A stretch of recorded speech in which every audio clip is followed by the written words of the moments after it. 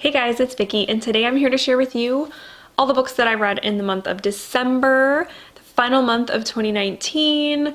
How did it go? Let's find out. So I ended up reading 7 books in December, which is pretty good. Considering 2 of them were a little on the longer side. The first one that I completed in the month was This Book is Full of Spiders by David Wong. This is the second book in the John Dies at the End series or trilogy or whatever you want to call it. There's 3 books so far. And this one deals with a kind of like a pandemic centering around a parasitic spider, which right then and there, parasitic is like a buzzword for me. That word itself just gives me the creeps. So, and then to kind of add to that, this parasite is invisible to most people, but Dave and John, our 2 main characters, are able to see these spiders, and yeah, when they get into your body, it's not a good thing. It gets pretty wild. So yeah, this book was a lot of fun, despite having that creep factor. There's a lot of humor. It's not the type of humor that everybody would like, but I thoroughly enjoyed it. I laughed a lot in this book. John is just one of those characters that he just cracks me up. He's just like, he's kind of a stereotypical sort of like stoner sidekick friend, but he is really funny. And yeah, I really liked it. The story was good. For being like a 500-page horror novel, which, you know, is kind of long for a horror novel, I was never bored. I was really into the story, and things got pretty crazy. So yeah, I really enjoyed this. I'm looking forward to reading the 3rd book. Hopefully sometime in 2020, I will read the 3rd book because it is on my TBR shelves. And I gave this one 4 out of 5 stars. Next up, I read a thriller, and this was my first time reading this author, so I was pretty excited to try someone new. I read The Family Upstairs by Lisa Jewell. This was my book of the month pick for November, I think it was. And this one is more of, it's not really a thriller, it's more of like a mystery, and it has a dual timeline, which I always enjoy a mystery that has 2 timelines going on. You have a timeline that's going on in the present day with one of our main characters named Libby, who turns 25 and receives notice from a lawyer that she has inherited a house because when she was a baby, her parents died and she was adopted. And one of their, like, in their will, it was written out that when they passed away, it was written out that when she turned 25, she would receive this beautiful house that belonged to her parents, her birth parents. So you have that storyline, and then you go into the past when Libby was a baby, and you see the circumstances under which her parents died, and it all kind of centers around these other people that were living with them. And yeah, you kind of see through the flashbacks how her parents ended up dying, and the circumstances surrounding like their living situation. So this book was good, but I felt like it had a really slow start. It took me a long time to really get into the story. There's 3 narrators in the book. There is Libby, there's another female character whom you don't know exactly who she is at the beginning of the book. She could be one of 2 people, 3 people, so you're kind of trying to figure out who she is. And then there is a male character named, I think his name is Henry, who is Libby's brother. So he's kind of telling the story that's going on in the past. So yeah, it had a slow start, and I did feel like compelled to keep reading it though, because I did want to find out like what was going on with this family and what happened in that house and how did Libby's parents die and all this stuff. So I did want to find out the mystery, but it was just slow, that's all. I enjoyed the writing.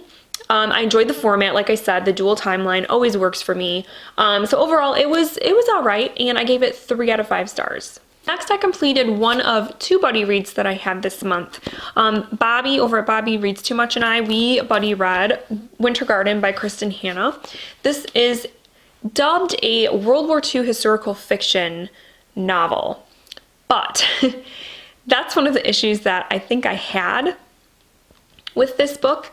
It deals with a family. There are 2 sisters, and they have a very strained relationship with their mother. Their mother is Russian, and she's always been very cold towards her children, and they've never felt close or connected to their mom.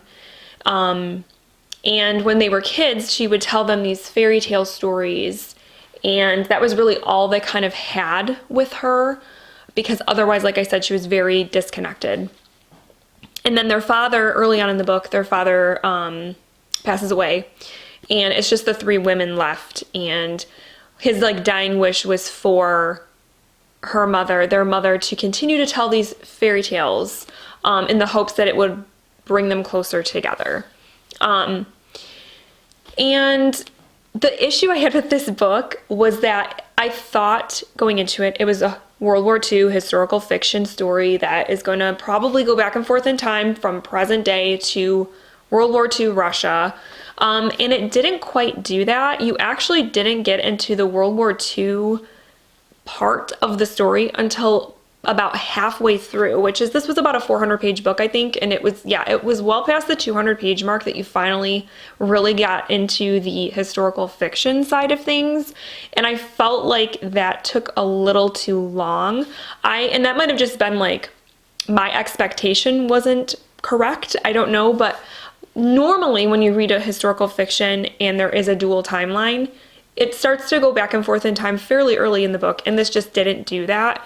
So that was a little bit off-putting, because as Bobbi and I were reading it, we're like, okay, where's the historical fiction? Why haven't we jumped back in time yet? Because so much of the book is actually taking place in present day.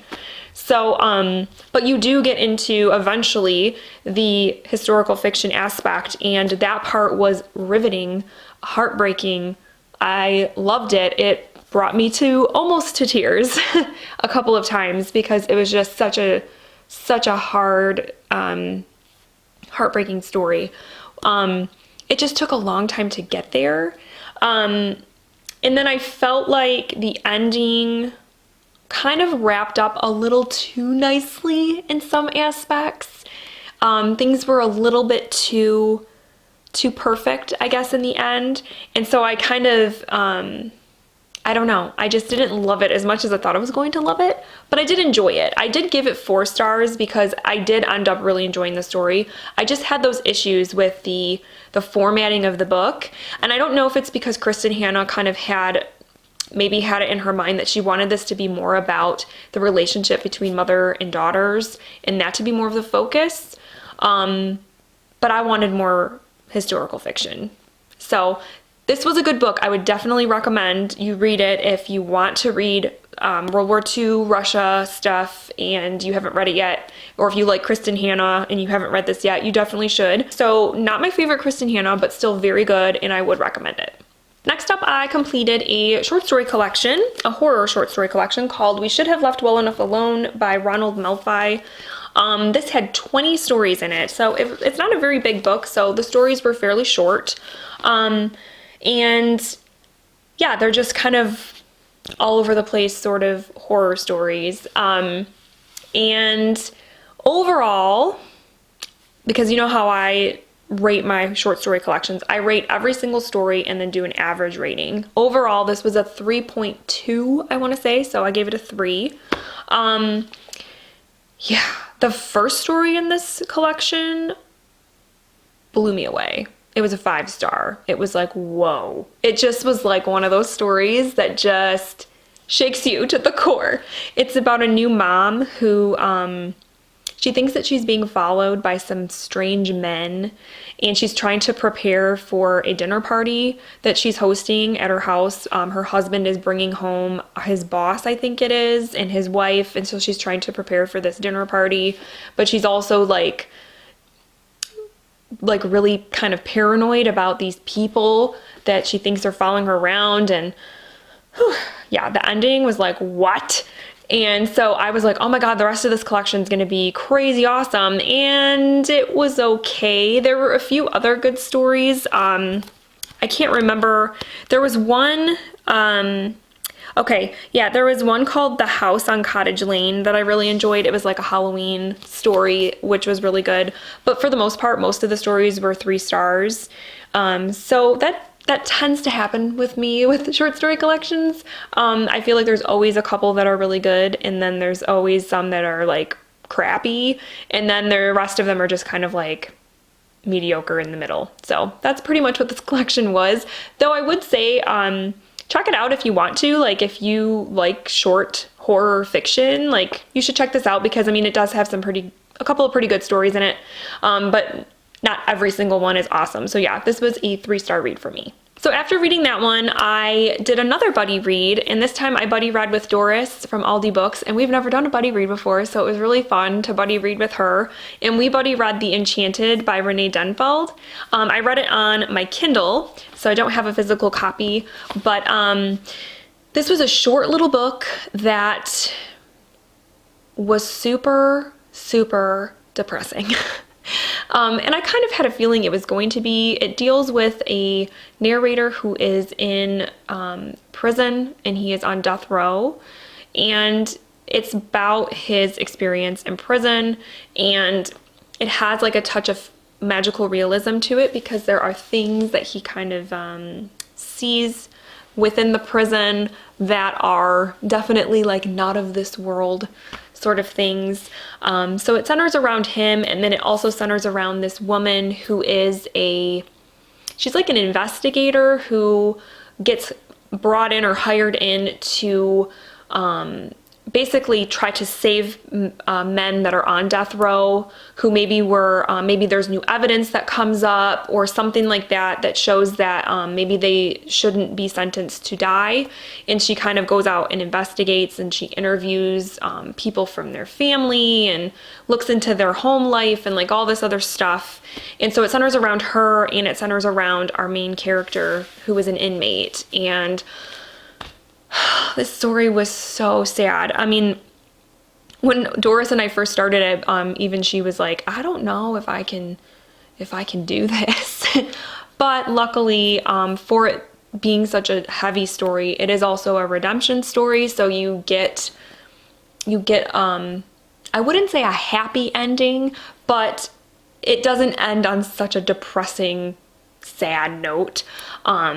There is like that redemption feel. So it feels like, okay, this wasn't so bad.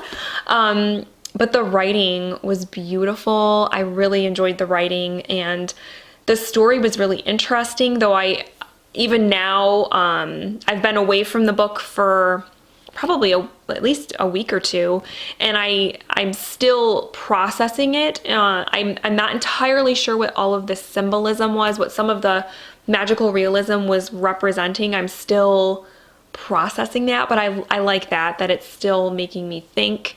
It really makes you think about redemption. It makes you think about the prison system, because I didn't know this, but Doris told me that Renee Denfeld, that's actually what she did before she was a writer, before she wrote this book, that's what she did for a living, that she did what basically the woman in the book does, and she investigates and tries to save people from death row. So I felt like the writing had this very strong sense of reality to it.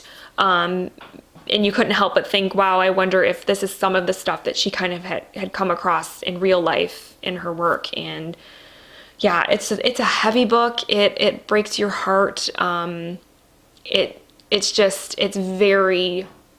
very dark, because it's so grounded in reality, despite having that magical realism aspect.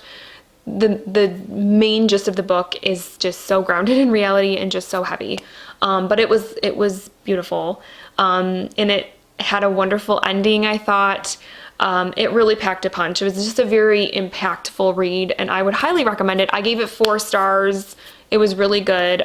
Check it out if you haven't. And then in December, I finished up one of my 2019 goals right at the end of the month. One of my 2019 goals was to complete the Anne of Green Gables series. So in December, I went ahead and read book 8, which is Rilla of Ingleside. This book deals with Rilla, who is Anne's youngest daughter. So this book, you don't get a lot of Anne, so just know that going in, that Anne is a very minor character. This is very much more about Rilla and her experience. And going into it, I didn't really read the synopsis, so I didn't realize going into it that this is a World War I story, because it deals with the people in Ingleside and this, in her little world.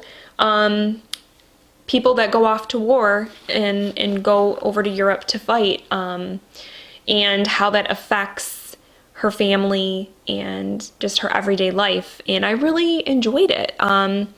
It was equal parts like comforting and kind of cozy like you expect from an Anne book, but it was also very, it was also heavy because it deals with war and what war does to families, even when it's not right outside your door.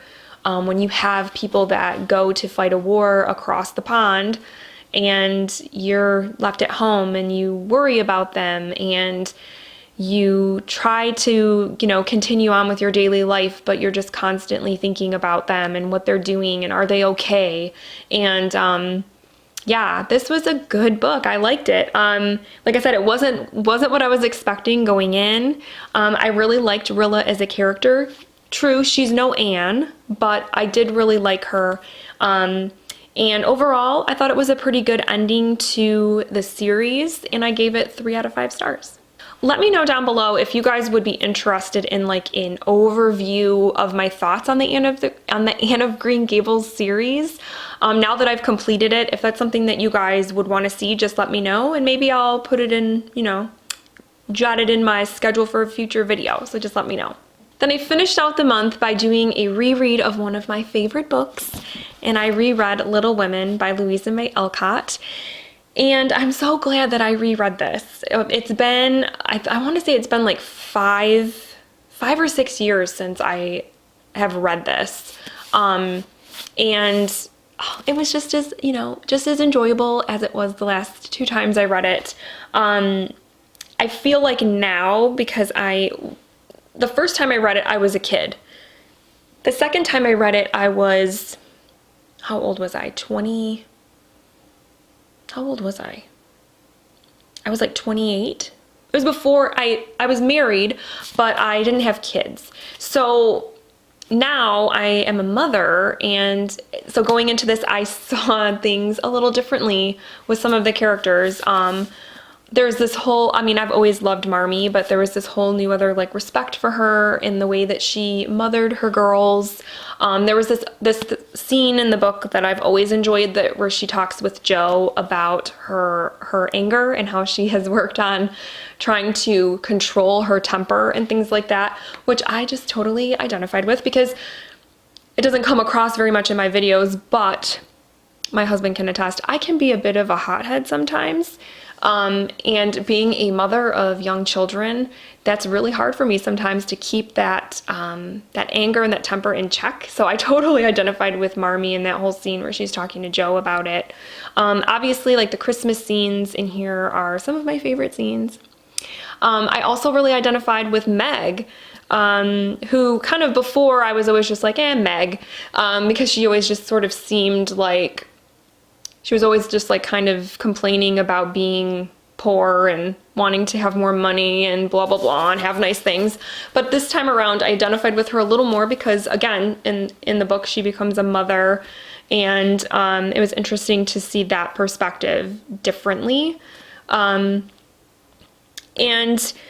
again, even the ending, which I won't say because I don't want to spoil it for anybody, but the book doesn't end like you would expect it to. And it used to kind of bother me the way that it ended, but upon this reading, I felt okay with it. That's all I will say. But I remember like the first time I read it, I was like disappointed in the way things turned out. But now it makes a little bit more sense to me. And so I don't know if that's like maturity or multiple readings that have made me see it differently, but yeah, I really enjoyed this. Obviously, I just love this story about seeing these 4 girls become women, and you know, the friendship that they have with the neighbors, with the neighbor Lori, that whole thing, just all of it. Aunt March, crotchety old Aunt March, I like her too. Like, just everything. It's just a very cozy read, a chunky cozy read. This edition is 777 pages long. So it was a journey, but I'm really glad I reread this, and I look forward to rereading it in a few years when I feel the need again. And obviously this was a 5-star book. Alright guys, so those are all the books that I read in December. That's how I finished off my 2019 reading year. Please let me know down below how you finished out the year. What were some of your favorite reads of December, because I would love to know. And if you've read any of these books, I would love to hear what your opinions were on them, so we can chat about it in the comments. But other than that, that's all I have. So I hope that you guys had a wonderful new year, and that, again, 2020 treats you well, and I will chat with you very soon. Thank you so much for watching. Bye.